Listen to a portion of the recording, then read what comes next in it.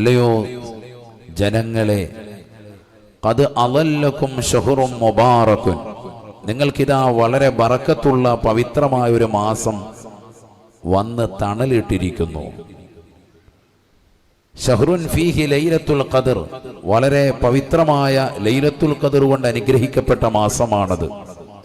1000 മാസങ്ങൾ തുടർച്ചയായി ഇബാദത്തെടുത്താൽ കിട്ടുന്ന പുണ്യത്തേക്കാൾ മഹത്വമുള്ള ഒരു രാത്രി അള്ളാഹു ഈ പവിത്രമായ റമളാനിൽ നിങ്ങൾക്ക് നൽകുകയാണ്. ആ ഒറ്റ രാത്രി നിങ്ങൾ ഇബാദത്തെടുത്താൽ 1000 മാസങ്ങളെക്കാൾ ഇബാദത്തെടുത്ത കൂലി അള്ളാഹു നിങ്ങൾക്ക് നൽകുകയാണ്. ശഹ്റുൻ ഫീഹി ലൈലത്തുൽ ഖദർ അല്ലതി ഹിയ ഖൈറും മിൻ അൽഫി ശഹ്ർ. ആ പരിശുദ്ധമായ റമളാനിലെ നോമ്പ് നിങ്ങൾക്ക് ഫർളാൻ. ശഹ്റുൻ ജഅലല്ലാഹു സിയാമഹു ഫരീള, അതിന്റെ പകൽ നോമ്പ് നോക്കൽ നിങ്ങളുടെ മേൽ നിർബന്ധമാണ്. വഖിയാമ ലൈലിഹി തതവ്വുഅ, രാത്രിയിലുള്ള തറാവീഹ് അടക്കമുള്ള നമസ്കാരങ്ങളെ അള്ളാഹു നിങ്ങൾക്ക് സുന്നത്താക്കി വെച്ചിരിക്കുന്നു. 20 റക്അത്ത് തറാവീഹ് നിസ്കരിക്കണം. മൻ തഖറബ ഫീഹി ബിഖസ്ലത്തിൻ കാന കമൻ അദ്ദാ ഫരീളതൻ ഫീമാ സിവാ, ആരെങ്കിലും ഈ മാസത്തിൽ ഒരു സുന്നത്ത് അനുഷ്ഠിച്ചാൽ, ഒരു നന്മ ചെയ്താൽ, ഒരു ഫർളിന്റെ പ്രതിഫലം അള്ളാഹു നൽകുകയാണ്. അങ്ങനത്തെ ശ്രേഷ്ഠമായ റമളാൻ മാസം. വമൻ തഖറബ ഫീഹി ബിഫരീളത്തിൻ കാന കമൻ അദ്ദാ 70 ഫരീളതൻ ഫീമാ സിവാ, ഒരു ഫർള് അനുഷ്ഠിച്ചാൽ 70 ഫർളുകളുടെ പ്രതിഫലം നൽകപ്പെടുന്ന മാസം. ഒരു ളുഹർ നിസ്കരിച്ചാൽ 70 ളുഹറിന്റെ കൂലി എന്നർത്ഥം. അള്ളാഹു തൗഫീഖ് നൽകട്ടെ. ഒരു ഫർളിന് 70 പ്രതിഫലം. അവന്റെ നിയ്യത്തിന്റെ വർണ്ണവലുപ്പം അനുസരിച്ച് അതിനേക്കാൾ കൂടും. അള്ളാഹു നമുക്ക് നല്ല നിയ്യത്ത് നസീബാക്കുമാറാവട്ടെ. അങ്ങനെ നബി സല്ലല്ലാഹു അലൈഹി വസല്ലം തങ്ങൾ ഇങ്ങനെ വാചാലനാവുകയാണ്. റമളാനിന്റെ പോരിശയെ പറ്റി സ്വഹാബത്തിന് ഇങ്ങനെ വർണ്ണിച്ചു കൊടുക്കാൻ. ശഹ്റുൻ അവ്വലുഹു റഹിമ വ ഔസതുഹു മഗ്ഫിറ വ ആഖിറുഹു ഇത്ഖും മിനന്നാർ. നബി മുഹമ്മദ് മുസ്തഫ. അതിന്റെ ആദ്യത്തെ 10 കാരുണ്യമാണ്, രണ്ടാമത്തെ 10 പാപമോചനമാണ്, മൂന്നാമത്തെ 10 നരകീയ മോചനമാണ്. എന്ത് നന്മ ചെയ്താലും അള്ളാഹുവിന്റെ അടുക്കൽ എത്തും, പ്രതിഫലമാണ് എന്നൊക്കെ പറഞ്ഞ് നബി സല്ലല്ലാഹു അലൈഹി വസല്ലം തങ്ങൾ വാചാലനാവുകയാണ്. ഇദാ ജാഅ റമളാൻ ഫുത്തിഹത് അബ്വാബുൽ ജന്നah وغلقت أبواب النار وصفدت الشياطين. നബിയനാ റസൂലുള്ളാഹി സ്വല്ലല്ലാഹു അലൈഹി വസല്ലം തങ്ങൾ സ്വഹാബത്തിനോട് പറയുകയാണ്, സ്വഹാബ, പരിശുദ്ധമായ റമളാനിന്റെ പിറ ദൃശ്യമായി കഴിഞ്ഞാൽ സ്വർഗ്ഗത്തെ അല്ലാഹു അലങ്കരിക്കുകയാണ്. മലക്കുകളോട് അല്ലാഹു കൽപ്പിക്കുകയാണ്, ഇന്നുവരെ ഇല്ലാത്തതാകുന്ന അലങ്കാരം സ്വർഗ്ഗത്തിന് നിങ്ങൾ നൽകണേ. സ്വർഗ്ഗത്തെ അല്ലാഹു അലങ്കരിക്കാൻ ഓർഡർ ഇടുകയാണ്. പരിശുദ്ധമാകുന്ന റമളാനിന്റെ പിറ കണ്ടതാകുന്ന ആദ്യ രാവിൽ തന്നെ മലായികത്തുകൾ ഇറങ്ങി തിരിക്കുകയാണ്, സ്വർഗ്ഗത്തെ അലങ്കരിക്കുകയാണ്. സുബ്ഹാനല്ലാഹ്. ഇദാ ജാഅ റമളാൻ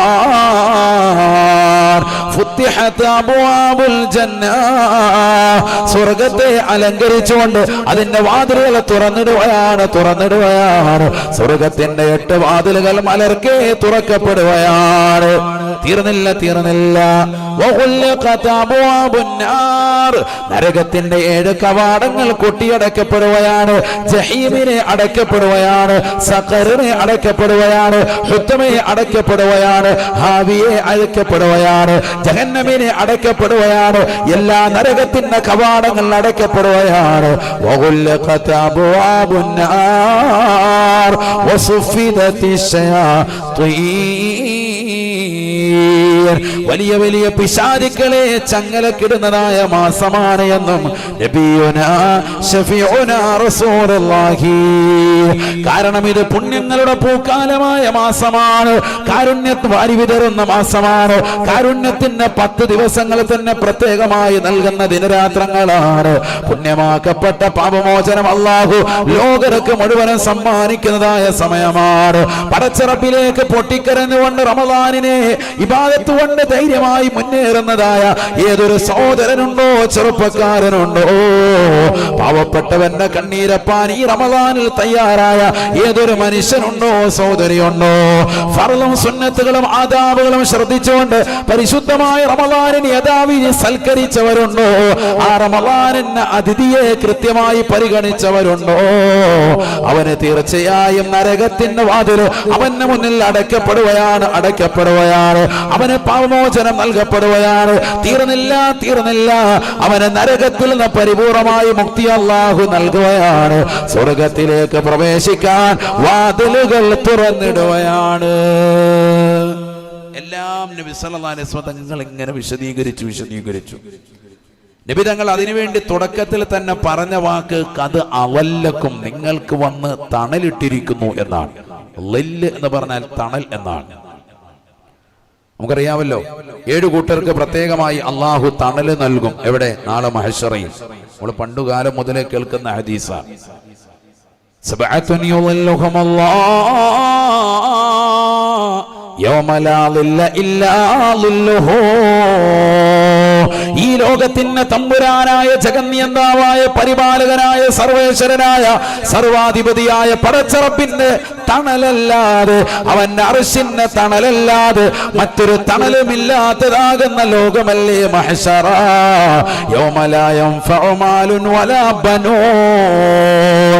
സമ്പത്തോ സന്താനങ്ങളോ പ്രയോജനം ചെയ്യാത്തതായ ആ കത്തിച്ചൊലിക്കുന്നതായ നരകത്തെ മുന്നിൽ കൊണ്ടുവന്ന് നിർത്തുന്നതായ മഹ്ശറ. എല്ലാവരും വിയർപ്പിൽ മുങ്ങുകയാണ്. അല്ലാഹുവിന്റെ റസൂല് പറഞ്ഞില്ലേ, തുദിന ശംസു, ഓരോ മനുഷ്യന്റേതാകുന്ന അമലുകൾക്കനുസരിച്ച് അലാ ഖദരി അമാലിൽ ഖലായിഖ്, സൃഷ്ടികളുടേതാകുന്ന അമലുകളുടെ തോതനുസരിച്ചുകൊണ്ട് ഓരോരുത്തർക്കും സൂര്യനെ തലയ്ക്ക് മീതെ വരുകയാണ്. ഈ ദുനിയാവിൽ 60-70 വയസ്സ് ജീവിച്ചതായ പുതിയതാവ് മഹല്ലിലുള്ള സഹോദര, പ്രിയപ്പെട്ട ചെറുപ്പക്കാരാ, പ്രിയപ്പെട്ട ഉമ്മ, ഈ 30, 40, 60, 70 വയസ്സും ഈ ദുനിയാവിൽ ജീവിച്ചിട്ട് അള്ളാഹുവിനെ മറന്നുകൊണ്ട് ജീവിച്ചവനാണ് എങ്കിൽ നാളെ ഇതാ നിന്റെ മുന്നിൽ നരകം വാവിളർന്ന് നിൽക്കുന്നു എന്ന് മാത്രമല്ല, 16,15,15,000 കിലോമീറ്റർ അകലെ നിന്നുകൊണ്ട് തീതുപ്പലാകുന്ന സൂര്യൻ ഇതാ നിന്റെ തലയ്ക്ക് മീതെ കൊണ്ടുവരപ്പെടുകയാണ്. സൃഷ്ടികളുടേതാകുന്ന അമലുകളുടെ തോതനുസരിച്ചുകൊണ്ട് അവനെ സൂര്യൻ അവന്റെ തലയ്ക്ക് മീതെ കൊണ്ടുവരുകയാണ്. ഫമിൻഹും മൻ യൽജിമുഹുൽ അറഖു ഇൽജാമാ. ഓരോരുത്തരും അവനവൻ ചെയ്യുന്ന അമലിന് പ്രകാരം വിയർപ്പിൽ മുങ്ങിക്കുളിക്കുകയാണ് മഹ്ശറയിൽ. ഈ ദുനിയാവിൽ തൃശ്ശൂർ ജില്ലയിൽ ചൂട് കൂടാണ്, വല്ലാതെ ചൂട് കൂടുതലാണ്. ഇതാ മഞ്ഞ അലർട്ടാണ്, റെഡ് അലർട്ടിലേക്ക് പോയിക്കൊണ്ടിരിക്കുകയാണ്. വിഷമിക്കുന്ന തൃശ്ശൂരിലുള്ള പ്രിയപ്പെട്ട മുസ്ലിമേ, അറിയണേ, ഇതൊന്നും ചൂടല്ല. കത്തിച്ചൊലിക്കുന്ന നരകത്തിന്റെ ചൂട് നീ നേരിട്ട് അനുഭവിക്കാൻ നാളെ ഇതാ മഹ്ശറയിലേക്ക് നിന്നെ തെളിച്ചു കൊണ്ടുപോകാനാണ്. നാളെ ഇതാ സൂര്യൻ നിന്റെ തലയ്ക്ക് മീതെ വന്ന് നിൽക്കുകയാണ്.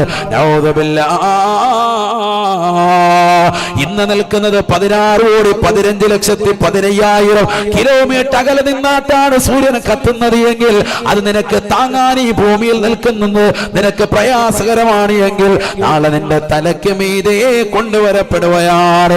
സൂര്യാതാപം ഏറ്റുകൊണ്ട് ശരീരമാസകലം പൊള്ളലേറ്റ് ഹോസ്പിറ്റലൈസ് ചെയ്ത കുടുംബാദികളുള്ള നാടാണ്. പഠിച്ചു വെക്കണേ, അല്ലാഹുവിന്റെ റസൂലിന്റെ അധ്യാപനമാണ്. ഓരോരുത്തരുടെയും അമലുകളുടെ തോതനുസരിച്ചുകൊണ്ട് തലയ്ക്ക് മീതെ സൂര്യനെ കൊണ്ടുവരപ്പെടുകയാണ്. ചിലർ മുട്ടുവരെ വിയർപ്പിലാണ്, ചിലർ തുടവരെ വിയർപ്പിലാണ്, ചിലരുടെ അരവരെ വിയർപ്പിലാണ്, ചിലരുടെ തോളുവരെ വിയർപ്പിലാണ്. വമിൻഹും മൻ യൽജിമുഹുൽ അറഖു ഇൽജാമാ. വിയർപ്പിൽ മുങ്ങി കുളിക്കുന്നതായ ആളുകളെ നാളെ മഹ്ശറയിൽ കാണാൻ പറ്റുമോ സഹാബ എന്ന് നബിയുനാ ശഫീഉനാ റസൂലുള്ളാഹി. അല്ലാഹുവിന്റെ റസൂലിന്റെ അധ്യാപനമാണ്. അവിടെ വെച്ച് നിനക്ക് താങ്ങായി തണലായി വർത്തിക്കുന്നത് ഒരേ ഒരു താതനാണ്, ഒരേ ഒരു റബ്ബിന്റെ തണലാണ്. അത് അർശിന്റെ ഉടമസ്ഥനായ, ഈ ലോകത്തിന്റെ തമ്പുരാനായ, ഈ ലോകത്തിന്റെ ജഗന്നിയന്താവായ അല്ലാഹുവിന്റെ അർശിന്റെ തണൽ മാത്രമാണ്. 7 വിഭാഗം ആളുകൾക്കാണ് അല്ലാഹു ആ തണൽ നൽകുക. സബഅത്തുൻ യുളില്ലുഹുമുല്ലാഹ് യൗമ ലാ ളില്ല ഇല്ലാ ളില്ലുഹു. അല്ലാഹുവിന്റെ തണലല്ലാതെ മറ്റൊരു തണലും ഉണ്ടാവൂല. അപ്പൊ തണലിനെ നമ്മളൊക്കെ കൊതിക്കും അല്ലേ? നല്ല ചൂട് സമയമാണ്.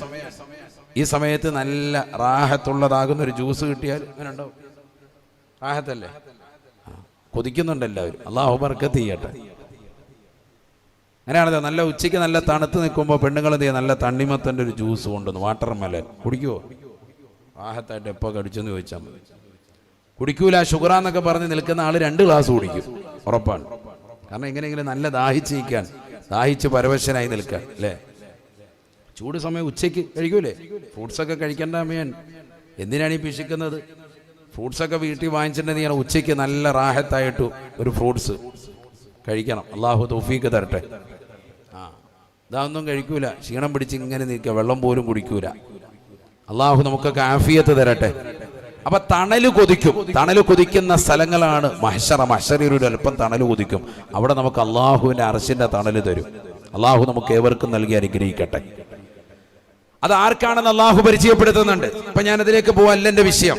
മറിച്ച് നബി സല്ലല്ലാഹു അലൈഹി വസല്ലം തങ്ങൾ റമളാനിനെ പരിചയപ്പെടുത്തിയത് ഖദ് അളല്ലക്കും ശുഹുറും മുബാറകുൻ, ബറക്കത്താക്കപ്പെട്ട ഒരു തണൽ മാസം ഇതാ നിങ്ങൾക്ക് നൽകിയിരിക്കുന്നു എന്നാണ് അള്ളാഹു പറഞ്ഞത്. എന്തിനാണ് അങ്ങനെ പറയാൻ കാരണം? തണൽ കൊതിക്കാത്തൊരു വ്യക്തിയില്ല. മലയാളത്തിന്റെ ഏറ്റവും വലിയ സാഹിത്യകാരനാണ് വൈക്കം മുഹമ്മദ് ബഷീർ.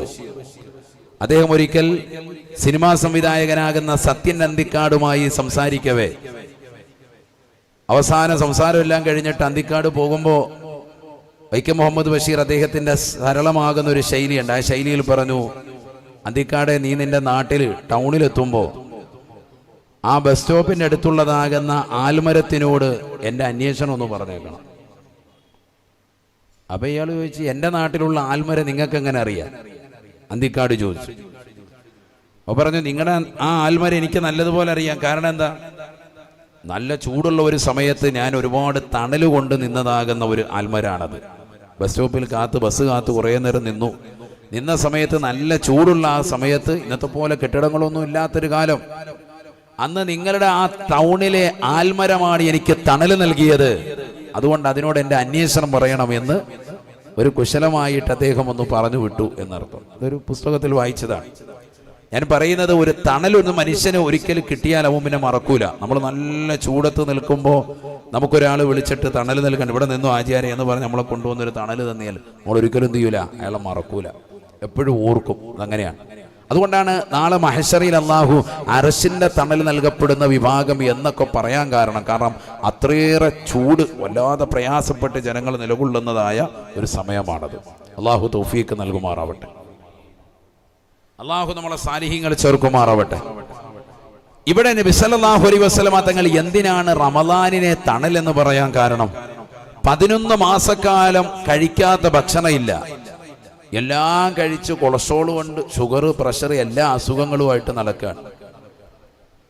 ഇന്നിപ്പോ നോക്ക്, ഹോസ്പിറ്റൽ മുഴുവനും എല്ലാം വിജയിച്ചു പോകുന്നത് നമ്മുടെ കൗമിനെ കൊണ്ടാണ്. ശരിയല്ലേ?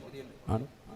കോടിക്കണക്കിന് രൂപയാണ് കൊണ്ടുപോയി ചെലവഴിക്കുന്നത്, ലക്ഷങ്ങളാണ് ചെലവഴിക്കുന്നത്. മൾട്ടി സ്പെഷ്യാലിറ്റി ഹോസ്പിറ്റലുകൾ, വിവിധങ്ങളാകുന്ന ഹോസ്പിറ്റലുകൾ ഇങ്ങനെ കൂൺ പോലെ മുളച്ചു വന്നുകൊണ്ടിരിക്കുക നമ്മുടെ നാടുകളിൽ. കോടികൾ നമ്മുടെ കയ്യിൽ നിന്ന് അവർ സമ്പാദിക്കുകയാണ്. ഇവിടെ കൊണ്ട് പൈസ മുഴുവൻ ചെലവഴിക്കുന്നത് അതിൻ്റെ ഓപ്പറേഷൻ, ഇന്നത് തകരാറ്, അത് തകരാറ്, ഇത് തകരാറ്, ഇങ്ങനെ പ്രശ്നമാണ്. ക്യാൻസർ, എത്ര തരത്തിലുള്ള ക്യാൻസറുകൾ, ഏതെല്ലാം അസുഖങ്ങൾ. എപ്പോഴും ദുആവസിയത്ത്. ഉസ്താദേ, എൻ്റെ ഭാര്യയ്ക്ക് യൂട്രസിൽ മുഴയുണ്ട്, അല്ലെങ്കിൽ ഇന്നടുത്തുള്ള ബ്രസ്റ്റിൽ ഒരു മുഴ കണ്ടു, അതിൻ്റെ ബയോപ്സിക്ക് അയച്ചിരിക്കുകയാണ്, റിസൾട്ട് അനുകൂലമാകാൻ വേണ്ടി ദ്വാരക്കണം. എത്ര കേസാണ്? മാരകമാകുന്ന ക്യാൻസർ രോഗമടക്കം നമ്മുടെ സമൂഹത്തെ വല്ലാതെ കാർന്നു പിടിച്ചിരിക്കുകയാണ്. അള്ളാഹു പരിപൂർണ്ണ സലാമത്ത് നൽകുമാറാവട്ടെ. എന്നാൽ ഏറ്റവും നല്ല സിസ്റ്റമാറ്റിക് ആയിട്ട് ജീവിക്കാൻ പറ്റുന്ന ആളുകളാണ് നമ്മൾ മുസ്ലിമീങ്ങൾ. ആഹാര പാനീയങ്ങൾ ഒന്ന് ശ്രദ്ധിച്ചാൽ മതി. മുത്തുനബി സല്ലല്ലാഹു അലൈഹി വസല്ലം തങ്ങളുടെ ജീവിത രേഖ കൃത്യമായി അടയാളപ്പെടുത്തി ജീവിച്ചാൽ മതി. അത് നമ്മൾ ശ്രദ്ധിക്കാറില്ല. 11 മാസക്കാലം നീ കഴിക്കാത്ത ഭക്ഷണമില്ല, കുടിക്കാത്ത കുടിനീരില്ല. അതെല്ലാം കഴിച്ച് രസിച്ച് രമിച്ച് നിന്റെ ശരീരത്തിൽ ദുർമേധസ്സുകൾ കൂടിയിരിക്കാൻ, ആ ദുർമേധസ്സുകളെ പരിപൂർണമായി നിർമ്മാർജ്ജനം ചെയ്യാൻ 1 മാസം പരിപൂർണമായി പകൽ മുഴുവനും നോമ്പ് നോറ്റ് വ്രതമനുഷ്ഠിച്ച് നിന്റെ ശരീരത്തെ സ്ഫുടം ചെയ്യുകയാണ്. അള്ളാഹു തൗഫീഖ് നൽകട്ടെ. അതിനുവേണ്ടി 1 മാസം അള്ളാഹു നിനക്ക് തണലിട്ടു, നിന്റെ ശരീരത്തെ ഒന്ന് സംരക്ഷിക്കാൻ. റമളാൻ കൊണ്ട് തണലിടുകയാണ്. എങ്ങനെ? നിന്റെ ശരീരത്തെ ഒന്ന് നന്നാക്കി എടുക്കാൻ. ശരീരം മസ്റ്റല്ലേ? ഒരു മനുഷ്യന്റെ ആരോഗ്യം പോയ എല്ലാം പോയി. നബിന റസൂലുള്ളാഹി സ്വല്ലല്ലാഹു അലൈഹി വസല്ലം തങ്ങളോട് ചോദിക്കുകയാണ്, യാ റസൂലല്ലാഹ് അയ്യു ദുആഇ അഫ്ളലു അയ്യു ദുആഇ അഫ്ളലു, ഏറ്റവും ശ്രേഷ്ഠമായ ദുആ ഏതാണ് റസൂലേ? ഒരു മനുഷ്യൻ അല്ലാഹുവിനോട് ചോദിക്കുന്ന ചോദ്യങ്ങളിൽ ഏറ്റവും ഉത്തമമായത് ഏതാണ്? ഫഖാല റസൂലുള്ളാഹി സ്വല്ലല്ലാഹു അലൈഹി വസല്ലം, അല്ലാഹുവിന്റെ റസൂൽ ഉടനെ സ്വഹാബത്തിനോട് പറയുകയാണ്, ഈ ദുനിയാവിൽ അല്ലാഹുവിനോട് ചോദിക്കുന്ന ചോദ്യങ്ങളിൽ ഏറ്റവും വലുത് വീടല്ല, കാറല്ല, അത് പെണ്ണല്ല, പണമല്ല. ഈ ദുനിയാവിൽ പടച്ച റബ്ബിനോട് ചോദിക്കുന്ന ചോദ്യങ്ങളിൽ ഏറ്റവും അത്യുത്കൃഷ്ടമായത് അല്ലാഹുവിന്റെ റസൂൽ പറയുകയാണ്, സലിൽ അഫ്വ വൽ അഫിയ, സലിൽ അഫ്വ വൽ അഫിയ. നീ നിന്റെ ശരീരത്തിന്റെ സുഖവും സൗഖ്യവും ചോദിക്കണേ എന്ന് നബിയുനാ ശഫീഉനാ റസൂലുള്ളാഹി. പുതിയകാവ് മഹല്ലിൽ ഒരുമിച്ച് കൂടിയ പ്രിയപ്പെട്ട മുസ്ലിം ചെറുപ്പക്കാരാ, സഹോദരാ, എന്റെ മുന്നിലിരിക്കുന്നതാകുന്ന പ്രിയപ്പെട്ട സഹോദരിമാരോട് സ്നേഹത്തോടുകൂടി കുമ്മനം ഉസ്താദ് ഒന്നേ ചോദിക്കാനുള്ളൂ. എനിക്ക് ചോദിക്കാനുള്ളത് ഒരേ ഒരു ചോദ്യം മാത്രമാണ്. നമുക്ക് 30, 40, 50, 60, 70 വയസ്സായില്ലേ? ഇന്നവരെ അല്ലാഹുവിനോട്, അല്ലാഹുവേ എനിക്കും എന്റെ കുടുംബാദികൾക്കും ശാരീരികമാകുന്ന സിഹത്ത് നിലനിർത്തി തരണേ അല്ലാഹ്. നിന്റെ ത്വാഅത്തിനായി ദീർഘായുസ് നൽകണേ റബ്ബേ. ശരീരത്തിനായി ഒരു ആരോഗ്യം നീ നസീബാക്കണേ അല്ലാഹ്. ഇന്നവരെ നമ്മൾ ചോദിച്ചിട്ടുണ്ടോ? ഇല്ല, ഇല്ല. മറക്കുന്നവരാണ്, മറന്നുപോയവരാണ്. നാട്ടുകാർക്ക് വേണ്ടി, കൂട്ടുകാർക്ക് വേണ്ടി, സമൂഹത്തിന് വേണ്ടി, സമുദായത്തിന് വേണ്ടി, ഇതര സമുദായത്തിന് വേണ്ടി, രോഗികൾക്ക് വേണ്ടി, കുടുംബാദികൾക്ക് വേണ്ടി, മക്കൾക്ക് വേണ്ടി രാപ്പകലുകൾ അധ്വാനിക്കുന്ന പ്രവാസികളായ സഹോദരങ്ങൾ പോലും അവർ സ്വന്തത്തിന് വേണ്ടി ചോദിക്കുന്നില്ല, സ്വന്തം ആരോഗ്യം ശ്രദ്ധിക്കുന്നില്ല. നിന്റെ ജീവിതത്തിൽ അല്ലാഹുവിനോട് ചോദിക്കുന്ന ഏറ്റവും ശ്രേഷ്ഠമായ ദുആ നിന്റെ ശരീരത്തിന്റെ സുഖവും സൗഖ്യമാണ് എന്ന് നബിയുനാ റസൂലുള്ളാഹി. നമ്മളിൽ ആരും ചോദിക്കുന്നില്ല. നമ്മൾ നമ്മുടെ ശരീരത്തെ മറന്നുപോയി. ശരിക്കും ശ്രദ്ധിക്കണേ, നമ്മൾ നമ്മുടെ ശരീരത്തെ മറന്നുപോയി. അതുകൊണ്ടാണ് ഇത്ര പെട്ടെന്ന് നരച്ചത്. തലമുടിയൊക്കെ നരച്ചു, താടിരോമങ്ങൾ നരച്ചു, ശരീരത്തിന്റെ ആരോഗ്യം പോയി, കുവ്വത്ത് പോയി. ഇതൊന്നും വലിയ പ്രായമൊന്നുമല്ല. 50, 60 ഒന്നും ഒരു പ്രായമല്ല. നല്ല ചുറുചുറുക്കുണ്ടാകേണ്ട സമയമാണ്. നിങ്ങൾ വിചാരിക്കും നമുക്കിപ്പോൾ 50 ആകുമ്പോഴേ തന്നെ ഒടിഞ്ഞു കുത്തിയ പോലെയാണ്. പഴയ 50, 60 ഒക്കെ എന്താ നല്ല റാഹത്തായിട്ട് പയറുമണി പോലെ നടക്കുകയാണ്, ഒരു കുഴപ്പമില്ല. നമ്മൾ 50, 60 ആകുമ്പോൾ സൈഡായി എവിടെയെങ്കിലും കടക്കണം. വയസ്സായില്ലേ എന്ന് പറയാ. എന്ത് വയസ്സ്? ഇതൊന്നും ഒരു വയസ്സല്ല. 40 വയസ്സെത്തുമ്പോഴാണ് യഥാർത്ഥ പ്രായപൂർത്തി എത്തുന്നത്. പ്രായപൂർത്തി എത്തുക എന്ന് പറഞ്ഞാൽ 15-ാമത്തെ വയസ്സല്ല. യഥാർത്ഥമാകുന്ന ഇസ്ലാമികപരമായിട്ട് എത്തുന്നത് എപ്പോഴാണ്? 40 വയസ്സെത്തുക. നമ്മൾ 40 വയസ്സാകുമ്പോൾ ഷുഗർ വന്ന് തീർന്നു. 35 വയസ്സാകുമ്പോഴേ തീർന്നു. ഒരു ഭാഗത്തോട്ട് ഒതുങ്ങിയിട്ടുണ്ട്. അള്ളാഹു നമ്മളെ കാക്കട്ടെ. ഒരു മനുഷ്യന് ബുദ്ധി കാമിലായി പൂർണ്ണമായി പക്വത കൈവരിക്കുന്നത് അപ്പോഴാണ്. 40 വയസ്സെത്തണം. ഏറ്റവും ചുരുങ്ങിയത് 33 ആകണം. ഇതകത്ത് അവിടെ എത്തുമ്പോൾ തീർന്ന് എല്ലാവരും തീരുകയാണ്. ഇപ്പോഴത്തേക്ക് അസുഖം വാരി അവനെ ഉണ്ടാക്കിയെടുക്കാൻ. ഇല്ലാത്ത അസുഖങ്ങളില്ല. കൊടവയറ് വന്നു, മാരകമാകുന്ന രോഗങ്ങൾ വന്നു, അസുഖങ്ങൾ വന്നു, ഷുഗർ വന്നു, കൊളസ്ട്രോൾ വന്നു. ഷുഗറിൻ്റെതാകുന്ന സൈഡ് എഫക്റ്റ് കൊണ്ട് പല രോഗങ്ങളും പിടിപെട്ടു. പെണ്ണുങ്ങളടക്കം, നമ്മുടെയൊക്കെ സഹോദരിമാരടക്കം, ഭാര്യമാരടക്കം ഒക്കെ അസുഖങ്ങളാണ്. പലജാതി അസുഖങ്ങൾ വന്നിരിക്കാൻ. എന്തേ കാരണം? ഭക്ഷണം ശ്രദ്ധിക്കുന്നില്ല. അള്ളാഹു നമ്മളെ സാലിഹ്യങ്ങൾ ചേർക്കുമാറാവട്ടെ. നമ്മുടെ ആരോഗ്യത്തെക്കുറിച്ച് നമുക്ക് തന്നെ ഒരു ബോധമില്ല. നമ്മൾ ചില ഭക്ഷണങ്ങളൊക്കെ യൂട്യൂബിൽ കേൾക്കും, അല്ലെങ്കിൽ ഒരു പുസ്തകത്തിൽ കേൾക്കും, അപ്പോൾ ഒന്ന് ട്രൈ ചെയ്യുന്നതല്ലാതെ ശരീരത്തെ ഒന്ന് ക്രമപ്പെടുത്താൻ നമ്മൾ ഇന്ന് വരെ തയ്യാറായിട്ടില്ല. കിട്ടുന്നതൊക്കെ വാരി വരിച്ച് തിന്നുകയാണ്. അതുകൊണ്ട് എന്തായി, ശരീരത്തിലാകെ ദുർമേധസ്സുകൾ വല്ലാതെ കൂടിയിരിക്കുകയാണ്. ഇതൊന്ന് ക്രമപ്പെടുത്തണം. അതിന് അള്ളാഹു, നിനക്ക് ബോധമില്ലെങ്കിലും അള്ളാഹുവിനുണ്ട്. പടച്ച തമ്പുരാന് റസൂലുള്ളാഹി സ്വല്ലല്ലാഹി അലൈഹി വസല്ലം തങ്ങൾ മുഖേന പഠിപ്പിച്ചു, യാ അയ്യുഹല്ലദീന ആമനൂ കുതിബ അലൈക്കുമുസ് സിയാമു കമാ കുതിബ അലല്ലദീന മിൻ ഖബലിക്കും. നിങ്ങൾക്ക് മുമ്പുണ്ടായിരുന്ന സമുദായത്തിന് നോമ്പ് നിർബന്ധമാക്കപ്പെട്ടതുപോലെ നിങ്ങൾക്കും ഇതാ ഒരു മാസം പരിപൂർണമായി പകൽ നോമ്പ് നോറ്റുകൊണ്ട് നിങ്ങളുടെ ശരീരത്തിന്റെ ദുർമേധസ്സുകളെ കളയാൻ വേണ്ടി നിങ്ങൾ നോമ്പ് പിടിക്കണം. അള്ളാഹു തൗഫീഖ് നൽകട്ടെ. നോമ്പ് പിടിക്കുന്നതിന് ഒരുപാട് ഗുണങ്ങളുണ്ട്, ആത്മീയമായ ഉയർച്ചയുണ്ട്. ഞാനിപ്പോൾ പറയുന്ന ഉയർച്ച എന്തിനെ കുറിച്ചാണ്? ശാരീരികമായ ഉയർച്ചയാണ്. ശരീരത്തിന് ഖുവ്വത്ത്, അത് നമുക്ക് അനിവാര്യമാണ്.